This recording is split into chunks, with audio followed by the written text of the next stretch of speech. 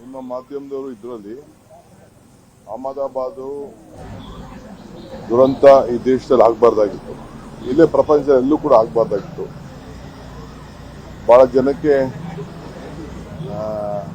Burning ಎಲ್ಲ ಆಗಿದೆ, ಅದನ್ನೆಲ್ಲ ಅವರು ನಮಗೆ ತೋರ್ಸಕ್ ಹೋಗಲಿಲ್ಲ.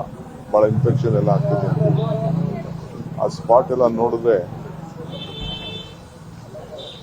ಇನ್ನ ಸ್ವಲ್ಪ ಒಂದು 500 ಮೀಟರ್ ಹೋಗಿತ್ತು ಅಂದ್ರೆ ಇನ್ನ ಸಾವಿರಾರು ಜನಕ್ಕೆ ತೊಂದರೆ ಆಗೋದು.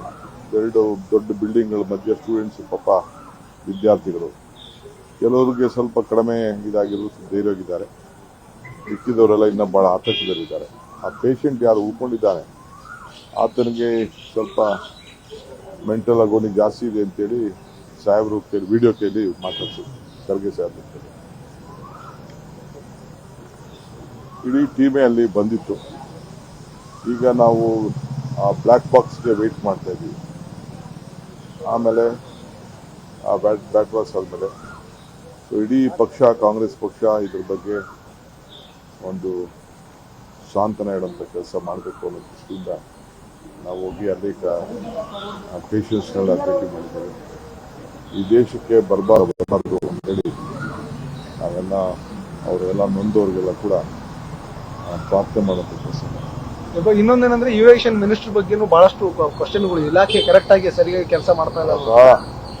ಈಗ ಬಿಜೆಪಿಯವರು ನಮ್ಮ ಬಗ್ಗೆ ಮಾತಾಡ್ತಾರೆ. ಈಗ ಬಿಜೆಪಿಯವರು ದಳದವರು ಇನ್ನೇನಿಲ್ಲ ಕೆಲಸ. ನಾವು ಅವ್ರಿಗೆ ಬೇಕಾದಷ್ಟು ಹಳೇದೆಲ್ಲ ತಿರ್ಚಿ ಹೇಳ್ಬೋದು. ನಾನು ಇದನ್ನು ಹೇಳ್ಬೋದು. ನಾವು ಬಿಜೆಪಿ ತರ ನಾವು I don't want to comment on the civil aviation minister. ಬೇಕಾದಷ್ಟು ನಾರ್ಮ್ಸ್ ಇದೆ.